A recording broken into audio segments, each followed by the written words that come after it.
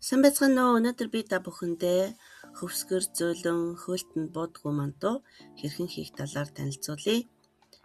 За арга орцыг нарийн тайлбарлан бичсэн байгаа.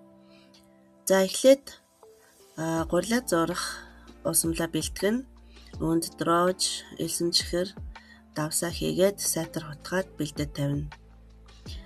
За үүний дараа гурилан дээрээ бейкинг паудер хийгээд сайтар хутгаж өгнө.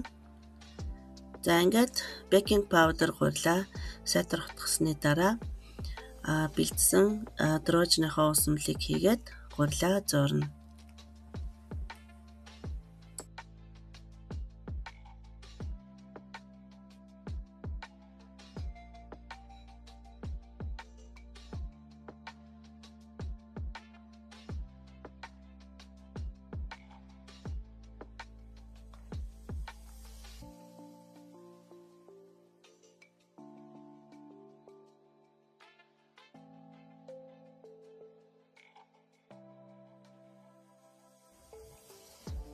За гурилаа зураад сайтар нохоо дивэнд орсны дараа гурилаа 1 цаг дулаан газар амрааж хөөлгөнө.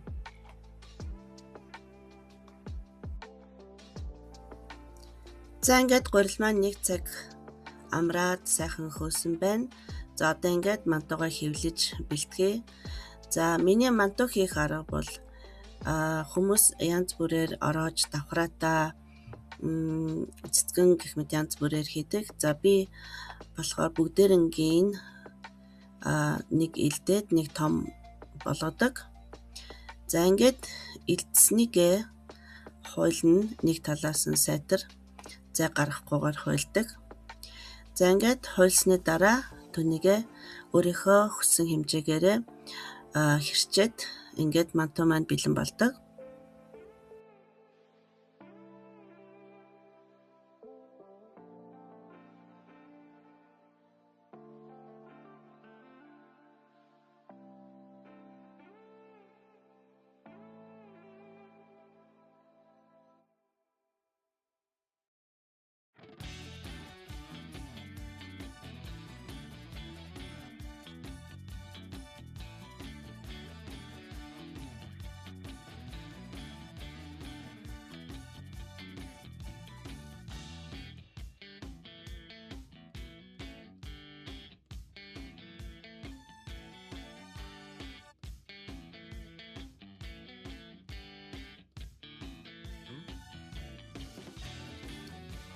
За ингээд хэрчиж бэлдсэн мантуу маань бэлэн боллоо.